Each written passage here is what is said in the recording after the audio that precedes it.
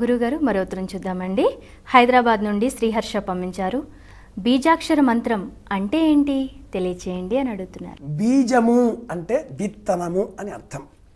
ఒక పండు ఉంది. ఈ పండులో అనేక విత్తనములు ఉంటవి.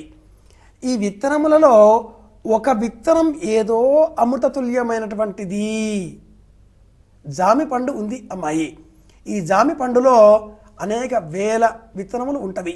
ఈ వేల వేల విత్తనములలో ఒక విత్తనం ఏదో అమృతతుల్యమైనది కనుక జామి పండును ఎవరికైనా అందజేస్తే ఆ పండును 2 భాగాలుగా చేయకుండా మొత్తం తినాలి అంటుంది సంప్రదాయం. జామి పండును పంచుకోకూడదు. ఎవరికిస్తే వాళ్ళు గబికిని తినేసేయాలి. ఎందుకంటే ఆ అమృతతుల్యమైనటువంటి బీజం ఏదో విత్తనం ఏదో అందులో ఉంటుంది కదా. అలాగా ఆలోచన. కనుక ప్రశ్న ఏమిటి? బీజాక్షర మంత్రం అంటే ఏమిటి?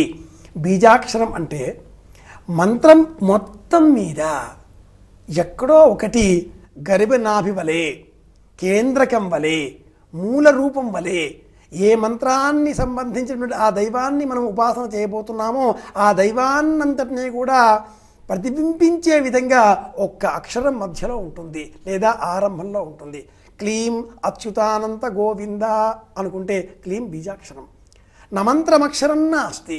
మంత్రం కానటువంటి అక్షరం ప్రపంచంలో లేదండి. అన్నీ మంత్రాలే. అయితే అవి ఆయా దేవతా సంబంధితంగా మనం భావన చేసినప్పుడు మాత్రమే అవి బీజాక్షరాలుగా రూపుదిద్దుకుంటాయి. ఇలా చెప్పుకోవాలి.